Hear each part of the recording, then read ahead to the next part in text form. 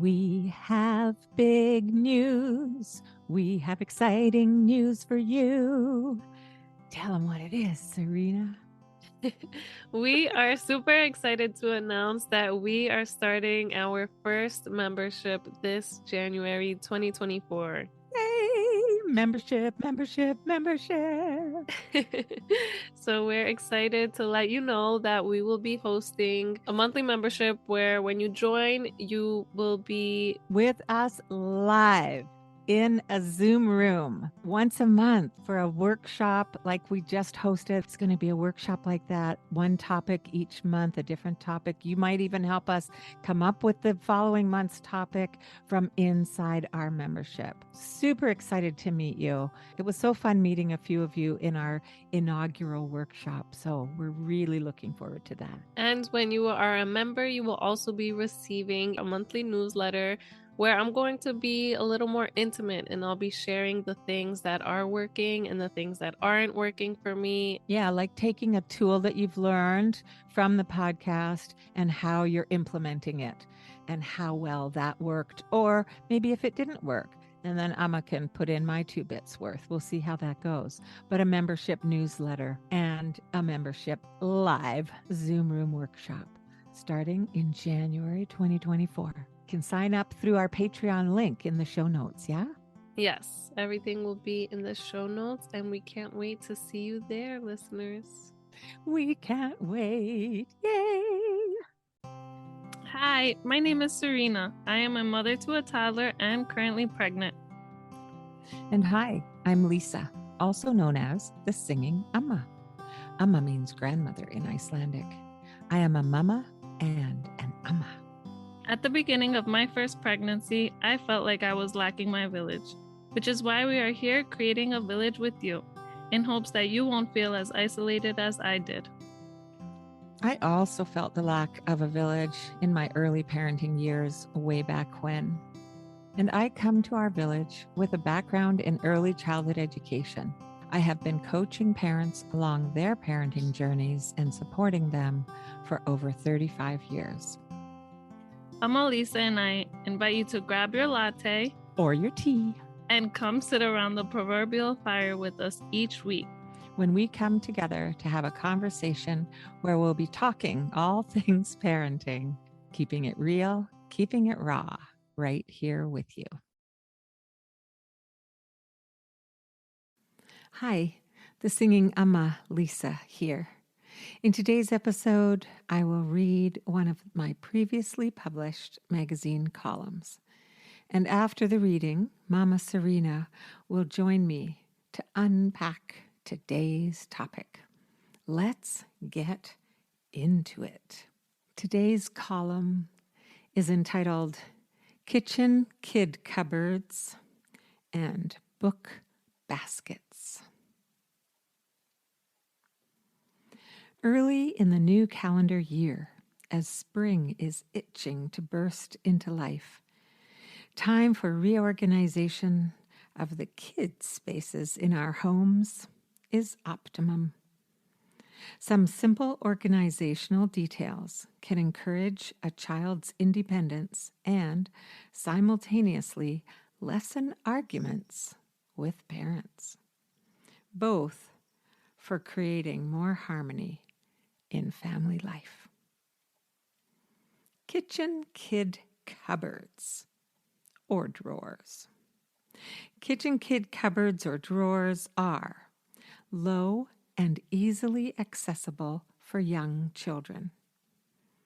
They are filled with unbreakable children's dishes and utensils, and I strongly encourage you to veer far, far away from using plastic.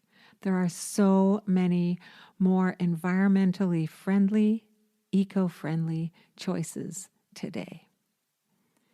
And a kitchen kid cupboard or drawer is stocked with healthy, nutritious snacks and drink boxes that you feel fine letting your kids help themselves too.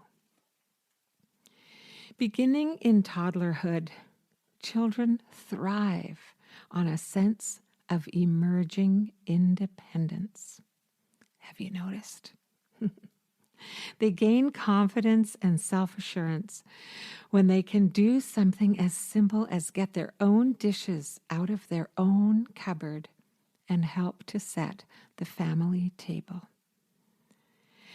When their body feels hungry, the ability to choose a snack independently will bring delight to little ones, as food access is often in the adult controlled domain only, turf. Such a sense of emerging self care is empowering and will reap rewards both immediately. As we know, whining is often directly related to hunger. And we've all probably now heard the term hangry. And also, the rewards will come later when, as teens, our children will be faced with very big decisions. The ability to make healthy choices for oneself and one's own body is a paramount life skill that can be encouraged early and very simply. Book baskets. Do the bookshelves in your youngest literary buffs, i.e., the pre and primary schoolers, drive you to distraction? Those randomly sized picture books with their millimeter thin spines, that'd be an eighth of an inch, quarter of an inch if you're lucky in US measurements. Do they sprawl and spew all over the shelf and floor, no matter how many times you and your children sort and tidy them? The Singing Amma's simple solution. Purchase a few rectangular baskets without lids, of a depth and width to hold a number of picture books upright. Do not cram the books in, but put in just enough books so that flipping through them to choose a story is easy, even for the littlest hands. Put the book baskets on top of a low shelf unit or dresser for easy access, and voila! Organized and tidy stories at a glance. Distribute your book baskets throughout the house so they are handy for a cozy read anytime, anywhere. Hey, Serena. So I'm wondering, have you ever heard of this idea of having food for your child to help themselves to? And what do you think about that idea? I've never seen it in action for little kiddos, but I have thought of it because my daughter loves her snacks and she likes to be independent. And I don't like to be bothered every 5 seconds. She wants a snack. Totally. So, tried creating something like it, but it's not really her height. So it does need a little editing, which is just switching things on shelves. She already knows her snacks are in that closet. So she goes to it and she tells me she wants something in there. And Right. when the box is full, she can reach it. But when it starts getting a little empty, she can't reach. Okay. Yeah. Great. Awesome. I I read about this idea um, of giving kids sort of free range to nibble when my daughter was probably a very young toddler, maybe when she was still an infant. I don't know, but a long time. Mhm. And I loved the idea right away. And what the article that I read said was, a lot of what I said in my column, but specifically, like if you have nutritious food on offer, then who cares what time of day they eat it? Mhm. I mean, if you have sit down dinners in your household, which I hope some of you do, because sitting down together as a family, even if it's a two-person family, one parent, one child, sitting down together as a family is vitally important for connection. Aside from that, so, given that if you do sit down for dinners together, you might not want them to help themselves to a snack 15 minutes before dinner's ready. However, I've also always been a parent and a grandparent who, I mean, their stomachs are so much smaller for one thing. Yeah. They need to eat more often.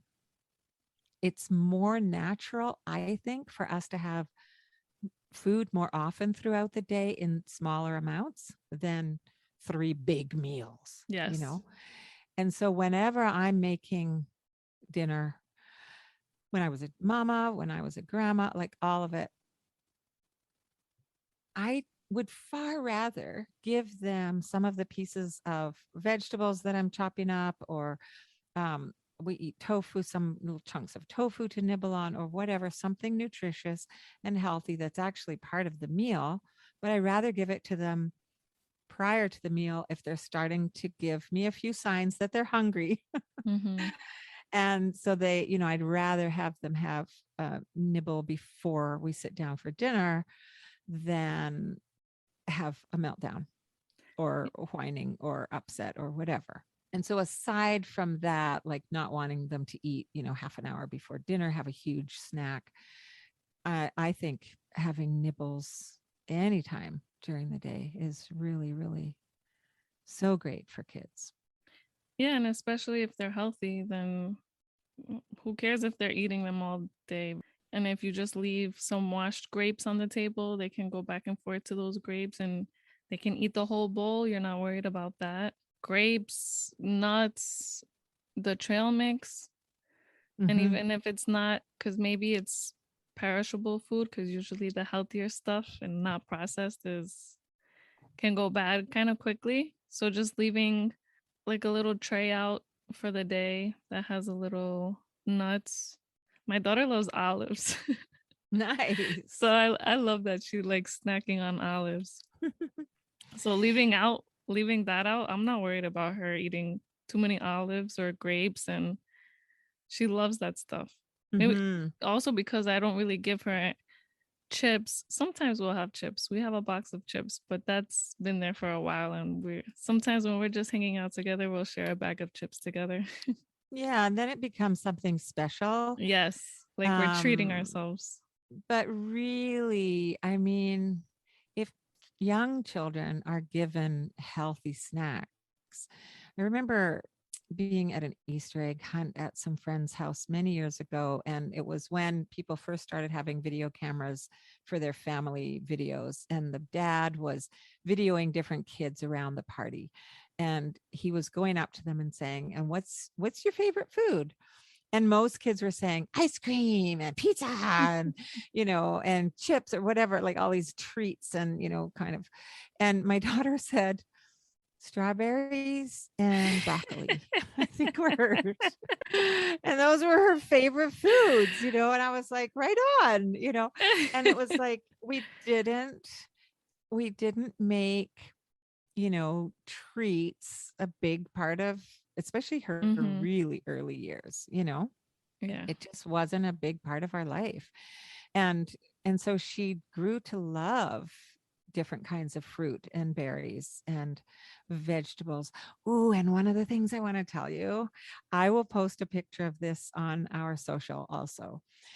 Um, but every time, one of the things I want to say is if the kids are helping themselves to their snacks, great.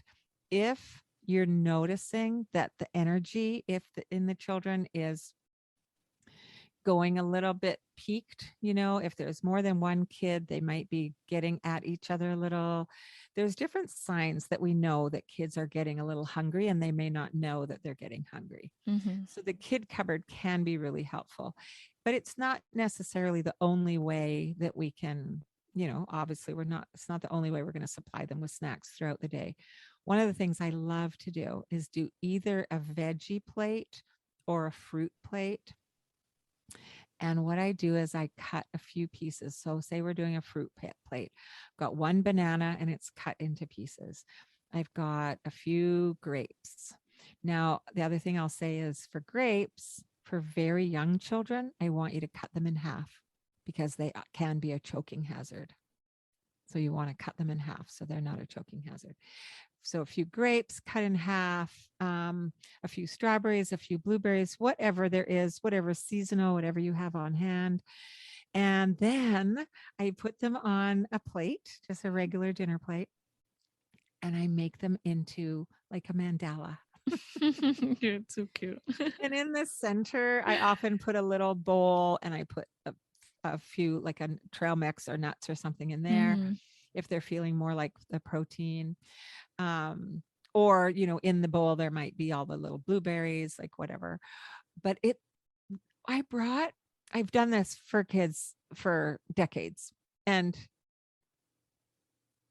my grandson, who's now 15, when he was about 5 maybe or 6, I brought him one of these, and it was just him. There was nobody else around. It was just him and I said, "Oh, I'm just going to get us a snack." And I brought this plate and I put it down in front of him, and he's like, "Amma, that is so beautiful." And I was like, "Well, thank you." But I was just kind of shocked that he had such a big response to it because Yeah. he'd been having them his whole life already, but he was just taken with the beauty. I mean, it looked like a flower, right? Hmm. And so instead of just throwing the fruit on the plate or piling it up, and the vegetables can be really fun too, just to decorate with colors, and so I'll post a few examples on our social. Um, and so when you notice that the children or child, their energy is shifting and they're getting cranky or whiny or getting at each other if there's more than one child, I don't usually ask, "Are you hungry?" Oh yeah. I usually just go get the food Mhm. and make it beautiful and deliver it. I don't Yeah. even say anything. I'm just like, "Here you go." Just that's all I say, Mhm. and I just put it down in the center, even of where they're playing. I don't, unless they're in an area where they're not supposed to be eating, but I hope you Yeah. don't have many areas in your home that are like that. You might have one special area that you don't want children eating, but hopefully your house is baby proof, child proof, to the point where you don't mind kids eating in different places. So if they're playing, like we had wooden train sets, and they'd be like building the train all over the living room floor, and I would just come in with this plate and I would put it down gently right in the center of where they were playing, and they'd be just like, oh, down, diving on it, devouring it. Yeah. So that's another really good trick too with independence, of food eating, is not to always be asking them if they're hungry. um, if they feel their hunger and they go and get something from the snack cupboard, great. From the kid cupboard, great. But if they're really engaged in a game or a play Mhm. activity, they may not even think about it. Yeah. Their energy may just start shifting and they might not know why, right? Yeah, like the potty. Sometimes Yeah. when they're just playing, they're fear of missing out. They don't want to run to the potty. That's right. FOMO.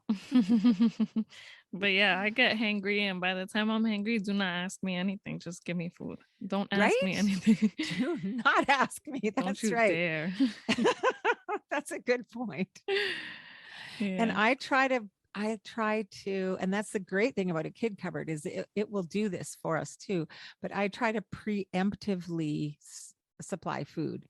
Don't wait until the emotions are melting down. Mhm. Actually deliver it before the Yeah. hunger strikes, right? Yeah.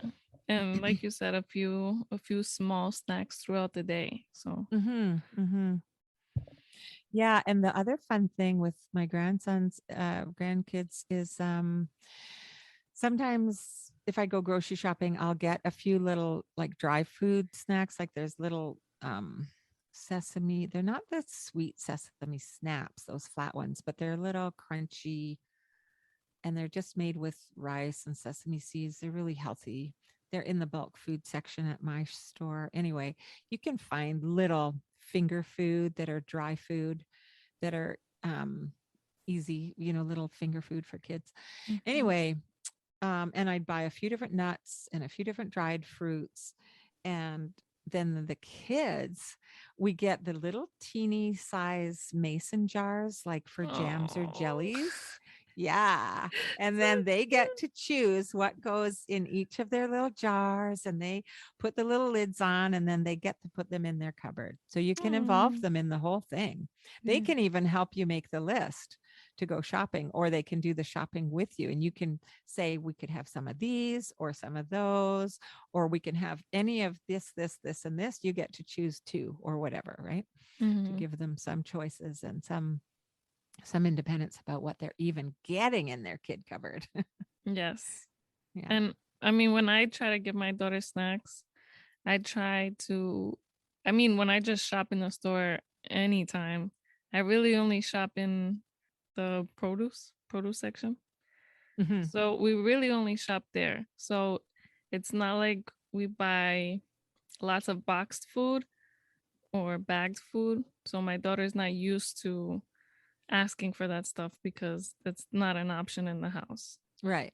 So Yeah. I think the problem really comes is once you bring that bad food, that junk food in the house, they're gonna get hooked on it. They're gonna get used to Hmm. it, and that's what they're gonna want. Then that's when it's no to all the vegetables and no to all the Hmm. fruits because they've got a taste of that They've bad got a sugar. taste of it, and there's actually addictive qualities to sugar and Yeah. salt, and some of the other preservatives and chemicals that they put in some of the junk food is very addictive. Yeah. Very addictive. But yeah, I try to keep it as healthy and so that she doesn't get tainted by that. And my dad, he barely let me have sugar, so I'm thankful for that. I never had a cavity. 26 and never had a cavity. What? Yes, You have yes. very good teeth. You have very good teeth. It's partly what we eat, and it's partly the teeth that we're born with, or that we Yes. that we grow in our mouths. Yes, but They're- I'm very thankful, and I don't have much that's of a sweet tooth. amazing. Yeah. Hmm. Sometimes when I get it, it hits hard, but most of the time, I'm really. That's Mhm. awesome. Yeah. So giving them the independence, and yes, bringing that cupboard to where a child can get at it. So Mhm. different ones I've used a bottom drawer and just emptied it out of everything else, put their dishes and their little food snacks in there.